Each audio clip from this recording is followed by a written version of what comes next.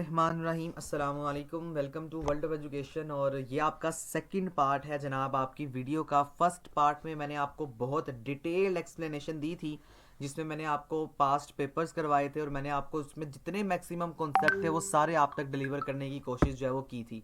तो मैं उम्मीद करूँगा कि आपको वो सब कुछ जो है वो समझ आ चुका होगा और होपफुली आप उसको वॉच भी कर चुके होंगे। Let start the part 2।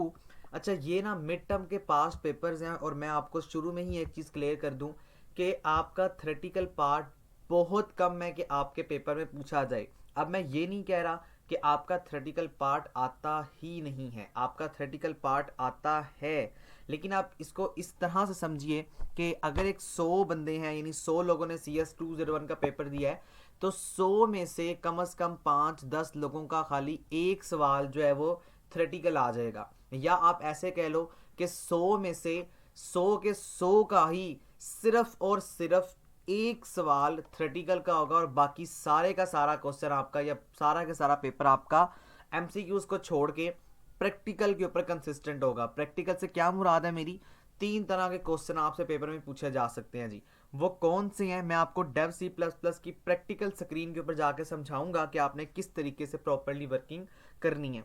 तो ये सारा थ्योरेटिकल कॉन्सेप्ट है, ये आपको सिर्फ दिखाने का और बताने का यही मकसद था कि आप लोग इस चीज़ को देख लें। स्टार्ट करते हैं। आपका पेपर में आपके पेपर में 3 तरह के कॉन्सेप्ट आते हैं जी। कौन कौन से आते हैं? पहला कॉन्सेप्ट ये होता है कि वो आपसे ये पूछता है कि आपने ना एरर को फाइंड करना है। दूसरा कॉन्सेप्ट आपका ये होता है कि आपने एरर के अलावा उसको आउटपुट बताना है जी, ठीक है।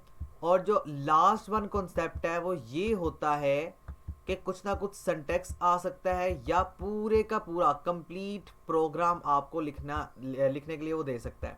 ये जो कंप्लीट प्रोग्राम है ये बहुत कम रिपीट होता है क्योंकि इतना बड़ा प्रोग्राम आपको नहीं देगा, उसमें भी छोटी सी एक लॉजिक आपने बनानी होगी, वही आपको पेपर में प्रोग्राम जो है वो मिल रहा होगा। So let start. हम इन्हीं तीनों के ऊपर बात करेंगे। देखें, सबसे पहला क्वेश्चन मैं आपको ये इस तरह क्वेश्चन करवा रहा हूँ कि यही 3-4 सवाल आएंगे, बाकी आपको हैंडआउट से जाके एक समरी की फॉर्म में 18 लेक्चर्स तक बता दूंगा कि आपने कैसे कैसे प्रॉपरली वर्किंग करनी है। तो आइडेंटिफाई द एरर्स, आपने एरर को फाइंड करना है जी। सबसे पहले देखें एरर को फाइंड किया कैसे जाता है। ये आपका मेन पार्ट है, आपने ज़रा कॉन्सेप्ट को समझ लेना है जो आपको यहाँ पे बताया जा रहा है। मैं कोशिश करता हूँ कि मैं डेव C++ की बेसिक स्क्रीन से आपको मेन फंक्शनैलिटीज़ जो है वो बता दूँ। ओके जी, स्टार्ट करते हैं प्रॉपरली। अच्छा, आपके प्रोग्राम के बेसिक 3 पार्ट्स हैं। मैं पहले आपको आपका पूरा एक प्रोग्राम समझाऊंगा, पूरा एक स्ट्रक्चर समझाऊंगा ताकि आप लोगों को समझ आए कि पेपर में आप लोगों ने कैसे चीज़ों को हैंडल करना है। देखें, ये जो सबसे पहले हम लिखते हैं ना, इसको हम हेडर फाइल कहते हैं।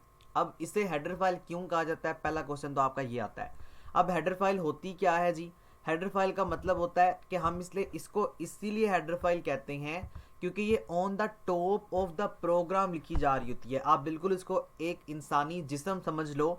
तो प्रोग्राम का यानी कि पूरे इंसान के ऊपर सबसे पहले क्या होता है, उसका हेड होता है ना, तो इसलिए हम इसे कहते हैं हेडर। ये हेड से निकला है हेडर फाइल। अब यहाँ पे देखो ये क्या है, ये जो हैश टैग है इसे कहते हैं शार्प साइन, जो कि आपका बड़ा एक इंपॉर्टेंट क्वेश्चन है, ठीक है। हैश टैग को बेसिकली हम शार्प के साथ जो है वो रिप्रेजेंट कर रहे होंगे। मैं यहाँ पे इसको मजीद आपको एक्सप्लेन करूंगा। तो hash tag sharp include, include का मतलब शामिल कर दो, और आयो स्ट्रीम, ये आप आगे जाके फाइनल टर्म में सीखोगे।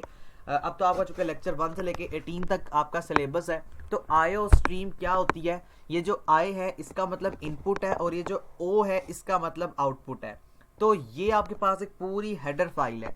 पेपर में ये भी आता है कि कमेंट्स कैसे देते हैं, और ये वो क्वेश्चन है जो सबसे ज़्यादा थ्योरी के अंदर रिपीट होता है। तो सिंपल देखिए, मैं आपके सामने कमेंट दे रहा हूँ, या आपने बैक स्लैश डाला जिसे हम बैक कहते हैं इस तरह का, और आप यहाँ पे डाल के कुछ भी लिख सकते हैं। लाइक मैं यहाँ पे लिखता हूँ वर्ल्ड ऑफ एजुकेशन, इसका मेरे प्रोग्राम के ऊपर कोई इफेक्ट नहीं पड़ेगा, इसे हम लोग कहते हैं कमेंट्स, ठीक है।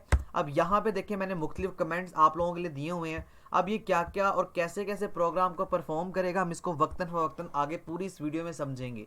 लेकिन यहाँ पे आपका एक पूरा एक मेन कॉन्सेप्ट तैयार कर रहा हूँ कि ये आपकी हेडर फाइल है।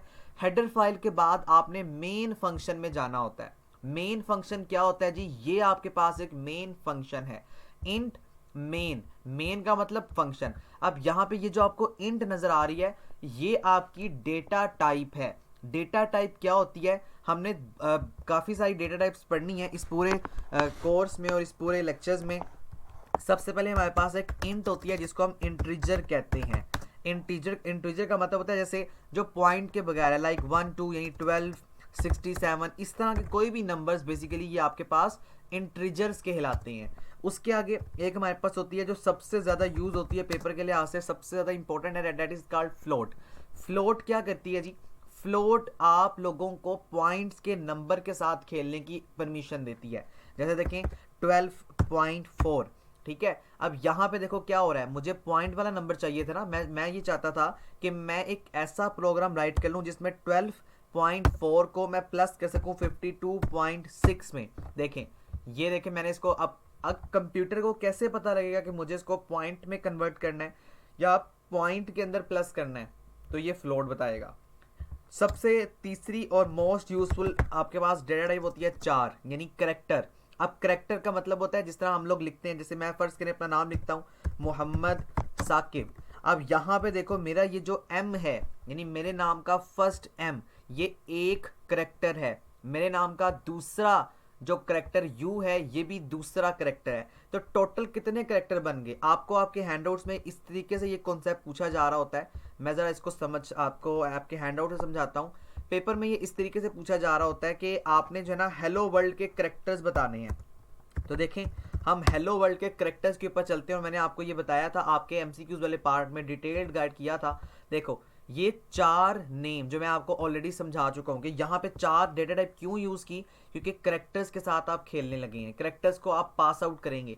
तो देखो आपने ये अभी फिलहाल एक ये अरे बना रहा है पूरी, यानी पूरा ये आपको लिखने का तरीक़ेकार मैं आगे जाके बताऊंगा, लेकिन ये कहाँ क्या इसको आपको दिखाने का मकसद है वो ये कि ये जो आपको हेलो वर्ल्ड नज़र आ रहा है इसके साथ आपने जो डेटा टाइप यूज़ करनी है वो आप 4 यूज़ कर रहे होंगे। अब आपने इसके करेक्टर बताने हैं, सिंपल इसको काउंट कर लें और आपके पास यहाँ पे करेक्टर आ जाएंगे। ये बहुत इंपॉर्टेंट है, इसको याद कर लो। हेलो वर्ल्ड के 12 करेक्टर है, सिंपल, ठीक है। तो ये आपके पास 3 डेटा टाइप्स हैं जो बहुत ज़्यादा पेपर के लिहाज से इंपॉर्टेंट है जी। तो मोस्टली एरर यहीं पे होता है, ठीक है। अब आगे चलते हैं। आगे देखो आपने डिक्लेयर किया हुआ है नंबर्स को। अब मैं आपको ये पूरा एक सिंपल सा प्रोग्राम है जो समझाऊंगा, ताकि अभी आपको सिर्फ ये बता रहा हूँ कि आपने इस बात को माइंड में रखना है कि कौन सी चीज़ किसके लिए यूज़ की जा सकती है, और आगे जाके हम एरर्स को फाइंड भी करना सीखेंगे कि किस तरह हम एरर को फाइंड करेंगे। देखो इंट नंबर इक्वल टू 42, अब यहाँ पे एरर आ सकता है, यानी आपके प्रोग्राम में आपके क्वेश्चन में वो आपको एरर दिखाएगा। कैसे? उसने यहाँ 42 यूज़ किया होगा, यहाँ पे उसने डेटा टाइप दे दी होगी फ्लोट। अब देखो ये एरर है ना, क्योंकि इंटीजर नंबर है लेकिन डेटा टाइप आप कौन सी यूज़ कर रहे हैं जी? आप यूज़ कर रहे हैं फ्लोट। हम यहाँ पे इसको एरर को देखते हैं, यानी इसको हम डेव सी प्लस प्लस, और ये बात याद रहे डेव सी प्लस प्लस आप पेपर में ओपन नहीं कर सकते, आपको अलाउ नहीं है, और अगर कोई अलाउ कर लेता है बाय मिस्टेक आपका पेपर चीटिंग मटेरियल में बंद हो जाएगा। तो मेक श्योर आपने सिर्फ वर्ड ओपन करना है या पेंट ओपन करना है या आपका पेपर होगा, इसके अलावा किसी तरह का सॉफ्टवेयर आपने ओपन नहीं करना। तो देखें जी यहाँ पे मेरे पास इंट है, मैं आपको सिर्फ दिखाने के लिए कि पहले ये प्रोग्राम रन करता है कि नहीं करता, मैं इसको यहाँ पे कंपाइल करता हूँ जिसकी शॉर्टेस्ट कमांड F11 है। तो देखें मेरे सामने एक अरे बन गई। अरे बनाएंगे कैसे वो हम आगे जाके वक्तन फवक्तन डिस्कस कर रहे होंगे कि हम किस तरीके से प्रॉपरली वर्किंग करेंगे और प्रॉपर ये 3 तरह के प्रोग्राम को या अपने क्वेश्चन को मैक्सिमम कवर कर रहे होंगे। देखें यहाँ पे इंट, अब इंट आपके पास एक डेटा टाइप है जिसका नंबर 42 है। अब ये आपने याद रखना है। फर्ज कर लो मैं यहाँ पे इंट के बजाय देता हूँ फ्लोट, FLOAT फ्लोट। अब मैं इसको रन करता हूँ तो आप देखें ये एरर दे देगा मुझे, ये एरर आ गया। कहता है कि ये जो PTR है ये बेसिकली पॉइंटर है। अभी आपको इसकी समझ नहीं आएगी, आगे जाके हम इसको पढ़ेंगे, यानी इसी वीडियो में मैं आपको करवाऊंगा। देखो अब वो कह रहा है कि ये जो पॉइंटर है इसके साथ आपने नंबर पास किया हुआ है। ये जो नंबर है ये आपका ये वाला नंबर है 42, ठीक है। और 42 तो बेसिकली एक इंटीजर है, लेकिन आपने क्या किया, आपने उसे वैल्यू पास की है फ्लोट की, तो यहाँ पे आपका एक एरर आ गया, ठीक है। अब ये एरर क्यों आ रहा है? ये इस फ्लोट की वजह से आ रहा है, सही है। अब मैं इस फ्लोट को, अब आपको वहां पे चूंकि डेव सी प्लस प्लस तो होगा नहीं, आपको पता ही नहीं लगेगा कि कहां पर एरर है, तो आपने शुरू से प्रोग्राम देखना है, और सिर्फ आपका प्रोग्राम जो एरर के लिए आएगा ना वो ज्यादा लंबा चौड़ा नहीं होता, सिर्फ 7 लाइन्स का मैक्सिमम हो सकता है, या 3 लाइन्स का समटाइम, या 4 का या 5 का, इससे ज्यादा लाइन से एक्सीड वो नहीं करता। तो मेक श्योर कि आपने सबसे पहले देखना है कि इंट मेन, मैं आपको इसलिए ये बड़ा करके दिखा रहा हूं कि आप इसके स्पेलिंग्स को देख लें। समटाइम ऐसे भी होता है इंट मेन में कोई आपको वो स्पेस नहीं दी जाती और यहां पे उन्होंने इंट ही लिखा होता है। अब ये देखो, अब भी मैं करता हूं तो क्या मेरे पास ये चलता है? अभी देख लेते हैं क्या हमारे पास यहाँ पे कोई एरर आ रहा है। तो देखें जी, एक एरर आ गया। क्या एरर आया है? वो ये आया है कि इंट मेन को लिखने का तरीकेकार ये वाला है, लेकिन उसने इस तरह पेपर में लिखा होगा।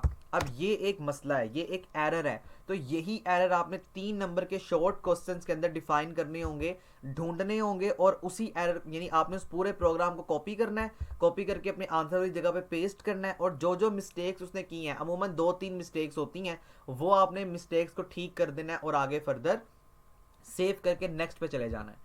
तो देखिए, इंट मेन को लिखने का तरीकेकार क्या है? वो ये वाला आ गया। हेडर फाइल को लिखने का तरीकेकार क्या है? वो ये वाला। और ये भी याद रहे कि स्पेस इंपॉर्टेंट है। मैं अगर स्पेस यहाँ नहीं भी देता तब भी काम आपका हेडर फाइल के अंदर जो है वो चल जाएगा, लेकिन ये जो मेन वाला पार्ट है इसके अंदर आपका काम नहीं चलेगा। जैसे देखो, मैंने यहाँ पे स्पेस हटा दी तो मैंने इसको रन किया, तो देखिए मेरे पास यहाँ पे कोई एरर नहीं है और ये रन होने के लिए आगे फर्दर चला गया। तो ये देखिए मेरे पास इसका आउटपुट जो है वो आ गया। ठीक है, तो यहाँ पे देखो इंट यानी इंटीजर्स, और नंबर देख लेना आपने कि वो 42 ही हो, उससे ज़्यादा नहीं होना चाहिए। अच्छा जी, उसके बाद पॉइंटर की तरफ आते हैं, आगे जाएंगे जिस तरह, तो हम उस तरह आगे फर्दर बात करते चले जाएंगे। ओके, उसके आगे सबसे इंपॉर्टेंट पॉइंट वो ये आपका आता है, ये हम C++ में मैंने अपना प्रोग्राम अपने लाइव स्टूडेंट को जो मुझसे क्लास लेते हैं लाइव, मैंने उनको ये प्रोग्राम लिखना सिखाया था, तो उसी प्रोग्राम को मॉडिफाई आपको करके बता रहा हूँ। देखें, सी आउट करना है आपने। सी आउट और सी इन की फंक्शनैलिटी बहुत ज़्यादा पेपर के लिहाज से इंपॉर्टेंट है, क्योंकि अब ये वो पार्ट है जब आपको कहता है कि आपने आउटपुट बताना है। तो हमेशा ये मेरी बात याद कर लें कि जो भी सी आउट के फॉर्म में लिखा हुआ है वही आपका आउटपुट है। कैसे? अब यहाँ पे देखो मैंने लिखा हुआ है वैल्यू ऑफ नंबर।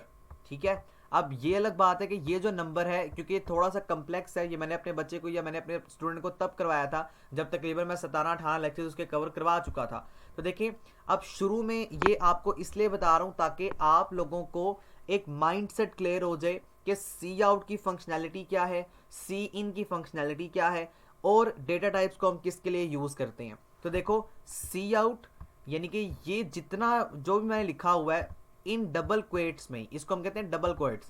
इसको क्या करो, देखें ये मेरे पास है, इसको प्रिंट कर दो स्क्रीन के ऊपर। जैसे मैं इसको रन करता हूँ, अब ये जो वैल्यू है, अब देखिए इसने एरर दे दिया। अब वो क्या एरर है जी, हम इसको ये एसटीडी, चूंकि ये C++ है, इसको आगे जाके हम करेंगे कवर फाइनल में कि हम इसे क्यों लिखते हैं। बहरहाल अभी हमारा ये मकसद नहीं है, आपको एसटीडी लिखा हुआ नहीं आएगा, आपको सिर्फ और सिर्फ सी आउट लिखा हुआ नजर आएगा आपके पेपर में। तो कंफ्यूज नहीं होना कि सी आउट क्या होता है। तो सिंपल देखो, मेरे पास यहाँ पे आ रहा है वैल्यू ऑफ नंबर। ठीक है, अब यहाँ पे देखिए मैं इसको चेंज करता हूँ, मैं वैल्यू ऑफ, ये इसको हटा देता हूँ नंबर को, मैं लिखता हूँ वैल्यू ऑफ द नंबर। अब मैं इसको दोबारा से क्लोज करता हूँ और दोबारा रन करता हूँ, तो देखो जो सी आउट में लिखा होगा मैंने, वो वैल्यू ऑफ द नंबर हमारे पास यहाँ पे प्रिंट हो जाएगा। अब ये देखें क्या आ गया, वैल्यू, इसको बड़ा कर लेते हैं थोड़ा सा, हम देखें वैल्यू ऑफ द नंबर। तो समटाइम बहुत आसान प्रोग्राम होता है, जो उसने सी आउट में लिखा होता है ना, वही उसका आउटपुट आपने बताना होता है। तो जो चीज़ सी आउट में लिखी हुई है वो आपने बता देनी है कि ये आ जाएगा। अब एक पॉइंटर होगा, वो हम आगे जाके फर्दर डिस्कस करेंगे कि पॉइंटर का कॉन्सेप्ट क्या होता है, वेरिएबल्स क्या होते हैं। बहरहाल यहाँ तक आपको समझ आ गया कि सी आउट का मतलब क्या है। अब हम ज़रा फंक्शनैलिटी को अंडरस्टैंड करते हैं सी इन की, कि सी इन को हम लोग क्यों यूज़ कर रहे होते हैं, और इसके अलावा हम लोग सी इन के साथ किस तरह से अपने पूरे प्रोग्राम में जो है वो काम कर रहे होंगे सी इन के साथ। तो देखें जी, मैं यहाँ पे इसको लिख देता हूँ, सी इन का मतलब क्या होता है। सी इन का जो साइन होता है ना, वो इस तरह होता है, और 100% जब भी आपका प्रोग्राम कहता है ना कि एरर फाइंड करके दो, तो उसने ये मिस्टेक लाजमी की होती है। देखें, सी आउट का साइन इस तरह से है, यानी सी आउट जो होता है इसको हम इंसर्शन और एक्सट्रैक्शन ऑपरेटर कहते हैं, लेकिन ये आप आगे फाइनल टर्म में जाके सीखेंगे। अभी मैं आपको इसलिए नहीं बता रहा कि आप लोगों का सारा कॉन्सेप्ट जो है वो मिक्स ना हो जाए और आप कंफ्यूज ना हो जाए। सिंपल मैं यहाँ पे कह रहा हूँ कि ये जो सी इन है उसके जो रेक्टेंगल्स के साइन है, यानी उसका जो साइन है वो इस तरीके से है। ठीक है, तो सी इन का मतलब इनपुट दो, तो अब आप इनपुट बाहर से दे रहे हैं कंप्यूटर को, तो देखो ये इस तरह रिप्रेजेंट कर रहा है कि इनपुट कंप्यूटर की तरफ जा रहा है, सी आउट का मतलब कंप्यूटर आपको इनपुट पास आउट कर रहा है। तो ये मेन फंक्शनैलिटीज हैं जो कि पेपर में जब भी आपका क्वेश्चन ये आता है ना कि आप मुझे एरर को फाइंड करके दें, तो उसने क्या किया होता है, उसने इस तरह लिखा होता है, फर्ज कर लें, और ये मुझे याद है मेरे अपने पेपर में भी इस तरह आया था जब मेरा ये पर्सनली अपना सब्जेक्ट था, सी आउट, और यहाँ पे कुछ भी कर लें लाइक वर्ल्ड ऑफ एजुकेशन, देखें जी, ठीक है। अब ये जो आपको नजर आ रहा है ना, ये गलत है, क्योंकि ये सी आउट की फंक्शनैलिटी नहीं थी, सी आउट की ये देखो, ये आपके पास एरर है, इसको मैंने रेड कर दिया। इसको आपने क्या करना है, सिंपल देखो, आपने यहाँ से कॉपी करना है और अपने प्रोग्राम वाले आंसर पर जाके पेस्ट करके सिर्फ इसको जाके इस तरह कर देना है, ये आपका एरर ठीक हो गया और आपके 3 नंबर आ गए। अब हम सी इन की बात करते हैं, फर्ज कर लें, अब सी इन होता क्या है, पहले मैं आपको ये चीज़ समझा दूं कि सी इन के साथ आप कैसे खेलेंगे अपने पूरे पेपर में, अपने पूरे प्रोग्राम में। तो सी इन का मतलब, फर्ज करो आप अपनी व्हाट्सएप न्यू लॉगिन करते हो, आपके सामने एक मैसेज लिखा होता है एंटर योर नंबर, और आप नीचे अपना नंबर जो है वो एंटर कर रहे होते हैं, ठीक है, ऐसा। तो ये जो अगर आप फर्ज करो C++ में आपकी पूरी फंक्शनैलिटी या पूरा प्रोग्राम बना हुआ है ना, तो उसमें ये जो एंटर योर नंबर है, ये काम होगा सी आउट का, यानी आउटपुट डिस्प्ले कर दो, और ये जो आप नंबर अपना एंटर करोगे, ये काम है आपका सी इन का। सी इन का मतलब है यूजर से डेटा गेट करना है। मैं इसे कमेंट्स की फॉर्म में कर रहा हूँ, कमेंट्स हम कैसे देते हैं, डबल बैकस्लैश से, यानी यूजर यहाँ पे डेटा क्या करता है जी, इंसर्ट करता है। तो यूजर डेटा अगर इंसर्ट करेगा तो वो सी इन की फंक्शनैलिटी परफॉर्म करेगा, और अगर आपने कोई मैसेज स्क्रीन के ऊपर डिस्प्ले करवाना है तो वो आप कैसे डिस्प्ले करवाएंगे, यानी आप ये सिंटैक्स है, ये तरीकेकार है, सी आउट की मदद से आप वहां पे डिस्प्ले करवा रहे होंगे। तो ये भी एक बड़ा इंपॉर्टेंट पार्ट है। उसके आगे जो सबसे ज़्यादा इंपॉर्टेंट है, या आप ही कह लें जो 90% चांस होता है पेपर में गलतियां निकालने का या करेक्ट करने का, वो ये सेमी कोलन का होता है। ये बात याद रहे, अगर आप सेमी कोलन को नहीं लगाते तो आपके पास सिंटैक्स एरर आता है। सिंटैक्स एरर क्या होता है, सिंटैक्स एरर का मतलब होता है ऐसा एरर जो ग्रामेटिकल मिस्टेक्स की वजह से जनरेट होता है। अब ग्रामर जो होती है ना, जिस तरह मैं आपसे बात कर रहा हूँ, अब मैं आपको कहता हूँ, फर्ज करें कि मैं आपसे कहता हूँ मैं आपको तैयारी करवाने जा रहा हूँ CS201 की, अब मैंने ये ग्रामर बोली ना, अगर मैं आपसे कहूँ मैं आपका तैयारी करवाने जा रहा हूँ CS201 का, तो देखो मैंने गलत बात कर दी ना, मैंने अपनी ग्रामेटिकल मिस्टेक्स की, आपको समझ नहीं आएगी। बीइंग उर्दू या बीइंग उर्दू स्पीकर या लिसनर, आप समझ जाएंगे कि सर क्या कहना चाह रहे हैं, लेकिन जो इंग्लिश स्पीकिंग या जो दूसरा बंदा होगा जिससे सिर्फ थोड़ी सी लिमिटेड सी ग्रामर आती है लाइक द कंप्यूटर, तो वो नहीं समझेगा, क्योंकि कंप्यूटर बंक डिवाइसेस हैं। ये वो डिवाइस है जितना काम आप इसे कहेंगे उतना ही करेगा, उससे ज़्यादा नहीं करेगा। तो ये अगर मैं सेमी कोलन हटा देता हूँ तो आपको ग्रामेटिकल एरर का सामना करना पड़ेगा, जैसे मैं आपके सामने इस पूरे प्रोग्राम में हटाऊंगा भी। आप फर्ज करें ये मेरे पास एक प्रोग्राम है, अब यहाँ पे ये सेमी कोलन लगा हुआ है, मैं इसको हटा देता हूँ और अब प्रोग्राम को रन करता हूँ, तो अब ये देखिएगा मेरे पास पूरी एक रेड लाइन आ जाएगी, क्या, ये इज अरे की। अब देखो ये मेरे पास क्यों आया, कहता है इसमें अगर आप पढ़ेंगे ना तो अरे was not declare in the scope, कहता है कि आपने डिक्लेयर नहीं किया स्कोप में। पहली बात तो ये, क्योंकि इसका काम होता है कि बस ये जो सेमीकोलन है इसकी वर्किंग इतनी सी है कि ये जो जितना काम मैंने दिया है, ये काम करने के बाद सेमीकोलन का मतलब रुक जाओ, स्टॉप हो जाओ और अगली फंक्शनैलिटी को परफॉर्म करना स्टार्ट कर दो, ठीक है। और ये मोस्टली आपने याद रखना है कि ये जो आपको सेमीकोलन नहीं लगा हुआ मिलेगा ना, वो आपको मिलेगा नहीं सी आउट की स्टेटमेंट में। जैसे मैं यहाँ पे सी आउट कर रहा हूँ, यानी एंड एल को मैंने हटा दिया, अब देखें, अब मैं करूँगा तो ये मुझे पूरी एक लाइन को रेड कर देगा, ये देखें। अब ये क्यों, क्योंकि ये कहता है कि आपने उससे ऊपर, हमेशा ये बात याद रहे, जो जहाँ पर रेडिंग लाइन आ रही है उससे ऊपर वाली लाइन में या उस लाइन में आपने कोई ना कोई मिस्टेक की होगी। अब मैंने सेमीकोलन यहाँ पे लगा दिया तो आपका ये पूरा जो है वो कॉन्सेप्ट क्लियर हो गया, और अब आपका कंप्यूटर आपको ये पूरा प्रोग्राम जो है वो रन करके दे देगा और आपको आपका आउटपुट भी जो है वो मिल जाएगा।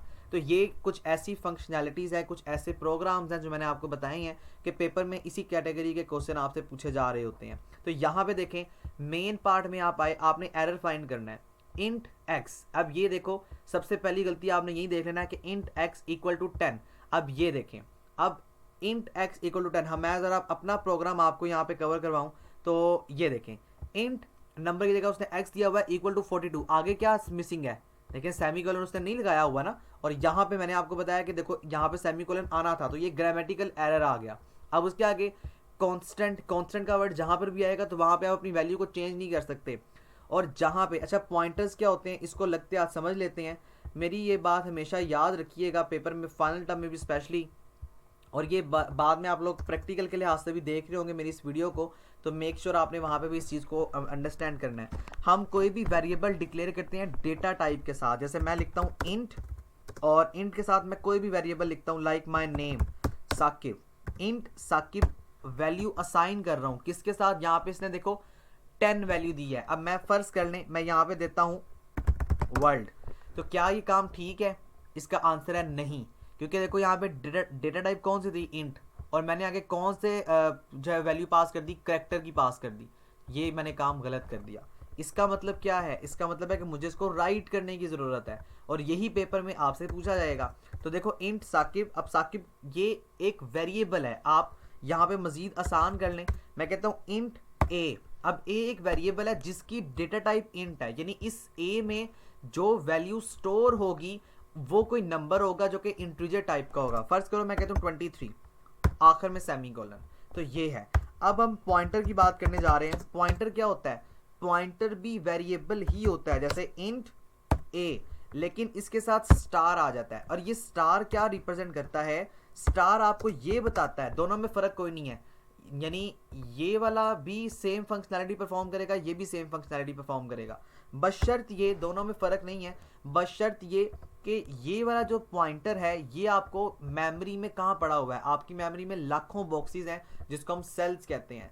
ये जो 23 है फ़र्ज़ करो वो यहाँ पड़ा हुआ है, ये आपको बता देगा कि मेमोरी की लोकेशन क्या है, तो ये आपको पॉइंटर बताएगा, जबकि ये आपको नहीं बताएगा। तो ये एक मेन डिफरेंस है। और याद रहे, बड़ा इंपॉर्टेंट क्वेश्चन है ये वाला आपका एमसीक्यूज का, कि अगर आपका पॉइंटर वेरिएबल यूज हुआ है तो कैसे एनालाइज करें? तो सिंपल स्टार से, जहां पे ये स्टार लगा होगा किसी भी वेरिएबल के साथ, तो वहां पे उसका मतलब होगा कि आप पॉइंटर को यूज कर रहे हैं। तो यहाँ पे सिंपल सा ये एक प्रॉपर लॉजिक है जो इस्तेमाल की जा रही है। अब ये देखें, अब कांस्टेंट यानी कि ये जितनी भी फंक्शनैलिटी है, ये जो नंबर 10 कर रहा है स्टोर, इसको इसने कांस्टेंट रखना है, आगे इसको चेंज नहीं करना। और एंड एक्स ये आपका रेफरेंस वेरिएबल जो मैंने आपको बताया कि मेमोरी कहाँ पे आपका एड्रेस पड़ा होगा वो, और आपका जो पॉइंटर पीटीआर है ये आपका एड्रेस है, यानी कि आपका वेरिएबल है, ये बराबर होगा 5 के। आपने बताना है कि इस पूरे फंक्शन में क्या जो है वो चीज़ गलत इस्तेमाल हुई है। तो ये देखो, अब यहाँ पे उसने बता दिया कि इंट एक्स इक्वल टू 10, यहाँ पे उसने सेमी कॉलन नहीं लगाया हुआ। दूसरा स्टैटिक पीटीआर, इसने पॉइंटर को डिक्लेयर नहीं किया हुआ। अब इसका क्या मतलब है? अब देखो, हम इसको इसकी वर्डिंग को समझ के हम दोबारा से अपनी प्रॉपर वर्डिंग के ऊपर आते हैं और हम समझते हैं कि क्या चीज़ें यहाँ पे की जा रही हैं। देखें, हमने ये बात तो कर दी, चलो यहाँ पे सेमी कॉलन लग गया तो ये काम ठीक हो गया। मेन वाले पार्ट में आए, आपने कहा एक x नामी वेरिएबल है जिसकी डेटा टाइप इंट होगी और उसके अंदर 10 स्टोर कर दो, कर दिया। फिर हमने कहा जी कांस्टेंट रखना है ये ptr को। अब ये ptr ये एक इटसेल्फ ptr जो है ना, जिस तरह मैंने कहा कि इंट साकिब, अब साकिब क्या था? वेरिएबल का नाम था। अब यहाँ पे ptr वेरिएबल का नाम है और स्टार क्या शो कर रहा है कि ये पॉइंटर वेरिएबल होगा। अब देखो, अब पॉइंटर वेरिएबल में कौन सी वैल्यू स्टोर करनी वो आपने यहाँ पे डेटा टाइप के साथ डिक्लेयर करनी थी ना। अगर आप इस x की जगह ptr स्टार ptr करते तो फिर आपका प्रोग्राम ठीक चलना था, लेकिन उसने ये पूरा वेरिएबल में जो नंबर है वो तो डिक्लेयर किया ही नहीं। तो इसका मतलब है कि यहाँ पे हम यहाँ लिखेंगे, आपकी मर्जी है, आप बड़ा कॉमन वर्ड में लिख सकते हो कि static ptr is not declared, यानी उसने पूरे प्रोग्राम में इसको डिक्लेयर नहीं किया। तो ये अभी 2 इसमें एरर हमने फाइंड आउट कर लिए। उसके आगे ये पेपर में नहीं आता क्योंकि ये थ्योरेटिकल क्वेश्चन है। थ्योरेटिकल क्वेश्चन सिंपल करने के लिए आपको मैंने सारे कॉन्सेप्ट बताए हुए हैं, मेक श्योर आपने वो कॉन्सेप्ट जो है वो सुन लेने हैं। ओके, अब यहाँ पे कहता है write the output of the program. आपने बताना है जी प्रोग्राम का आउटपुट क्या होगा। अच्छा, ये मैं आपको इसलिए करवा रहा हूँ ताकि पेपर में किसी तरह का भी प्रोग्राम आए, किसी तरह का भी कोई भी कॉन्सेप्ट आए, तो आपको पता हो कि आपने कैसे परफॉर्म करना है और आपने अपने प्रोग्राम की लॉजिक को कैसे क्लियर करना है। ठीक है, ओके।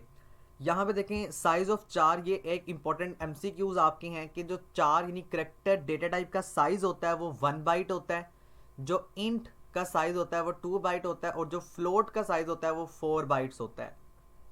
सिंपल एक इसने प्रोग्राम लिख के दिया हुआ है, आपने इसका आउटपुट बताना है। अब आउटपुट कैसे बताना है आपने, ये देखते हैं। देखें, हैशटैग इंक्लूड iostream डॉट है जी, हेडर फाइल है आपकी, मेन पार्ट में है जिसमें आपने यूनियन नाम से अपना फंक्शन क्रिएट किया हुआ है।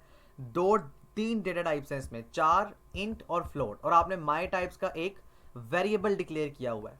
मेन पार्ट में आते हैं आप, और यहाँ पे आप कहते हैं कि माई टाइप डॉट सी बराबर है एज के और माई टाइप डॉट आई बराबर है 15 के। आपने सी आउट करना है साइज ऑफ माई टाइप्स। देखें अब ये जो साइज है यही मैंने आपको बताया था ना कि आपका साइज लिखा जाएगा यहाँ पे।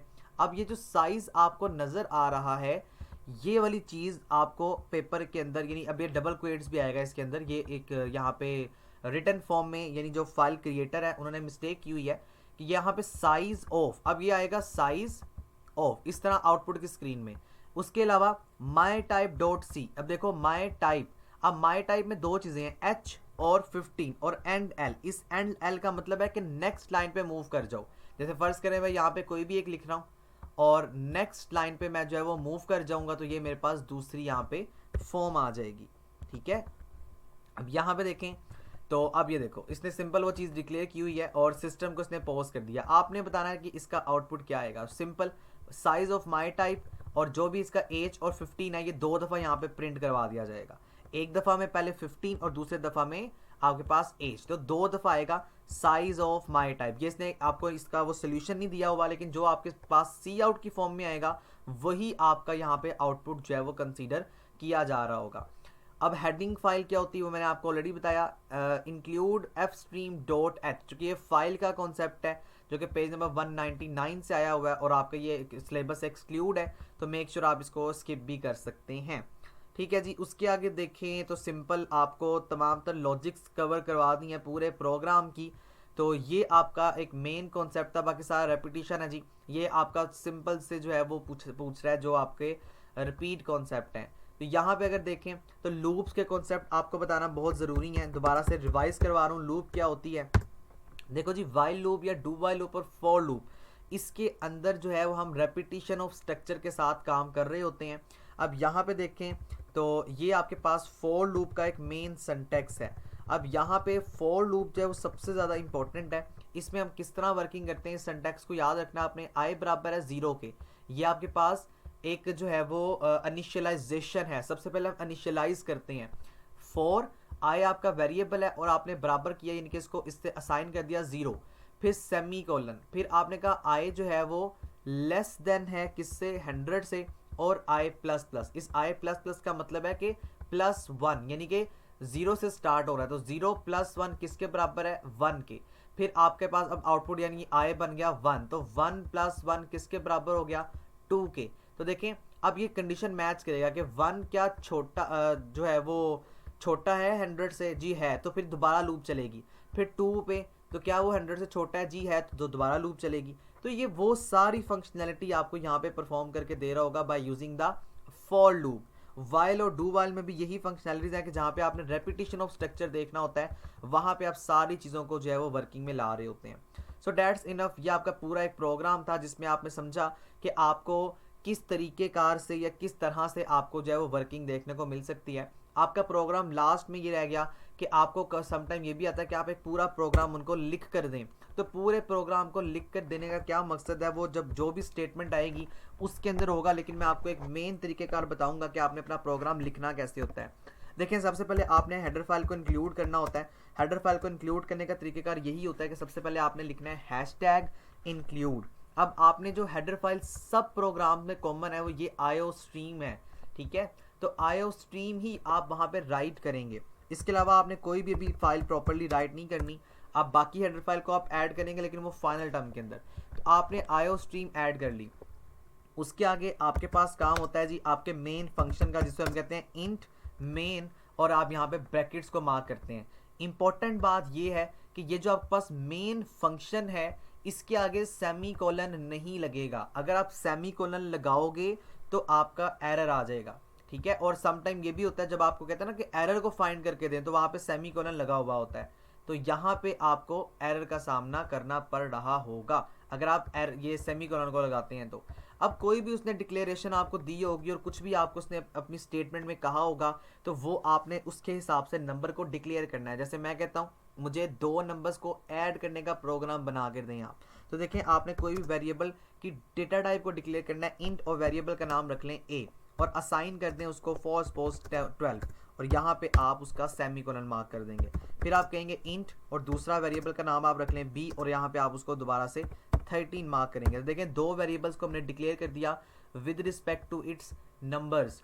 ये ए जो है इसकी असाइनमेंट वैल्यू 12 है और बी की असाइनमेंट वैल्यू जो है वो 13 है, ठीक है। उसके आगे आपने सिंपल इनको अगर प्लस करना है तो आप कहेंगे जनाब ए बी को सी आउट की फॉर्म में प्लस कर दो। ज़्यादातर आपकी फंक्शनैलिटी सी आउट के साथ परफॉर्म हो रही होगी इस मिड टर्म में। तो आप यहाँ पे देखें, आप सिंपल यहाँ पे इसको प्लस करवाएंगे, यानी सी आउट में आप कुछ भी यहाँ पे राइट करेंगे ऐड ऑफ 2 नंबर्स। तो इस तरीके से आप उसको परफॉर्म करेंगे। ये एक टोटल स्ट्रक्चर आपको बता रहा हूँ कि पेपर में टोटल स्ट्रक्चर बनाने का ये है, ठीक है। और एक और बात जो कि बहुत इंपॉर्टेंट है, लास्ट में ना आपने, जिस तरह हम कहते हैं ना कि ये मैंडेटरी पार्ट है किसी भी प्रोग्राम का, तो लास्ट में आपने रिटर्न 0 को लाजमी लिखना है, ठीक है। और रिटर्न 0 के बाद ये ब्रैकेट होती है जो कि मेन फंक्शन के बाद यहाँ पे इंसर्ट की जाती है। सम टाइम ऐसे भी होता है, जैसे देखिए मैंने यहाँ पे भी ब्रैकेट नहीं लगाई तो उसने ब्रैकेट भी मिसिंग की होती है आपके उसके लिहाज से, जो आपका पेपर में पूछा जाता है कि इसको जो है वो एरर को फाइंड करके दें। तो ये ब्रैकेट भी अगर आप नहीं लगाएंगे तब भी आपको एरर का सामना जो है वो करना पड़ रहा होगा। तो ये बेसिक सा प्रोग्राम है, ज़्यादा लंबा आपको प्रोग्राम बनाने के लिए आएगा नहीं और ज़्यादातर आपके क्वेश्चन इसी कैटेगरी के होंगे जो कि मैंने आपको मेनली कॉन्सेप्ट समझा दिए हैं।